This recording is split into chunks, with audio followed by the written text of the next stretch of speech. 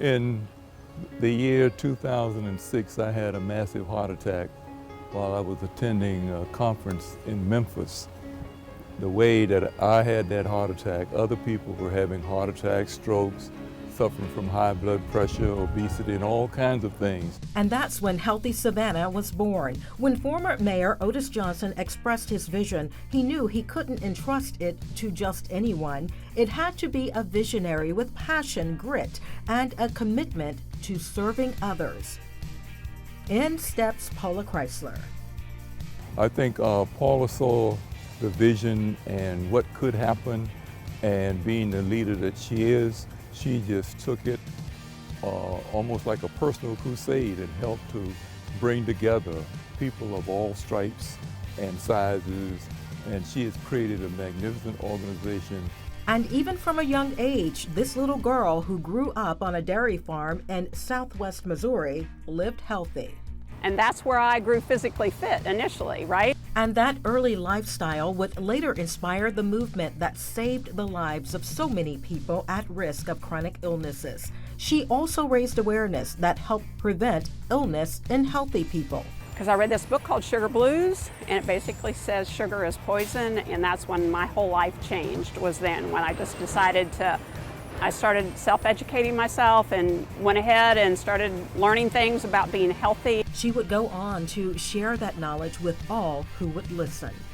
One of the things that I admired about her was she would always tell me I didn't need to eat this and I didn't need to eat that because I was over 200 pounds. And she was determined that she was going to get this weight off of me.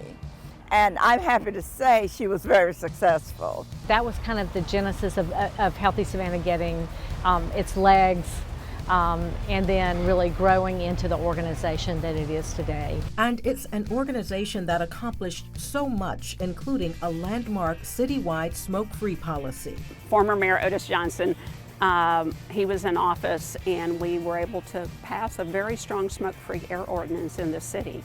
Our deaths and death rates due to heart attack and heart disease plummeted in Chatham County. We're still the best in the Coastal Health District, and it's just amazing that work because smoke-free air impacts all of us. And ask those whose lives she's touched, and they will tell you she's a priceless jewel. People say, oh, people are so friendly here, and she brings that to the table. So I'm just so happy for her. Continue to travel, but don't forget about Savannah.